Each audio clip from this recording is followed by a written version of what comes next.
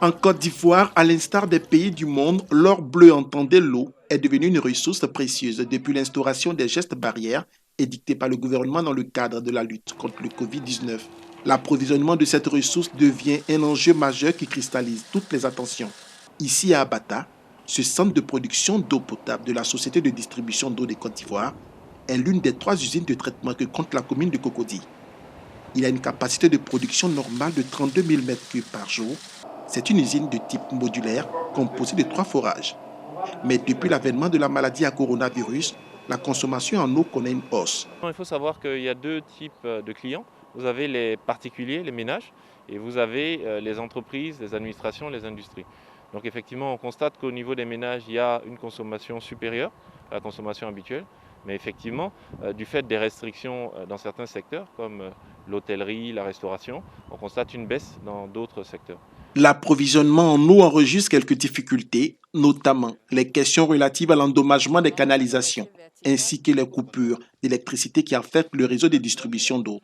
Mais ce calvaire est un lointain souvenir, selon les premiers responsables de la SODECI. N'empêche, le ministre de l'Hydraulique a voulu se rassurer en visitant ces installations.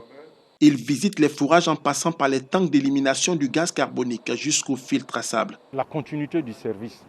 Là-dessus, on vous a rassuré qu'on fait en sorte que cette eau-là arrive de manière continue dans les robinets, à savoir on sécurise nos installations de production par la mise en place de groupes électrogènes.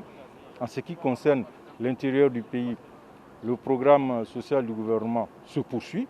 Après le centre d'Abata, la délégation ministérielle s'est rendue dans les usines de production respectives de la zone Est d'Abidjan d'une capacité de 50 000 m3 jour et celle nouvellement acquise de Saint-Viateur d'une capacité de 14 000 m3 jour. Nous, aujourd'hui, nous sommes confortables pour servir de l'eau 24 heures sur 24 dans la zone. Et c'est l'objectif que nous cherchons à atteindre au niveau de toutes les usines de production.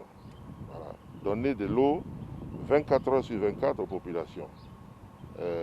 Jusqu'à présent, nous n'avons pas encore atteint cet objectif partout, mais nous développons des programmes grâce à la sollicitude du chef de l'État et au soutien permanent du Premier ministre pour que nous évoluions vers cet objectif de donner de l'eau potable 24 heures sur 24 aux populations dans le Grand Abidjan et à l'intérieur du pays. La tournée du ministre de l'Hydraulique va se poursuivre jusqu'au samedi 9 mai dans les communes de Yopougon et celles de l'intérieur du pays.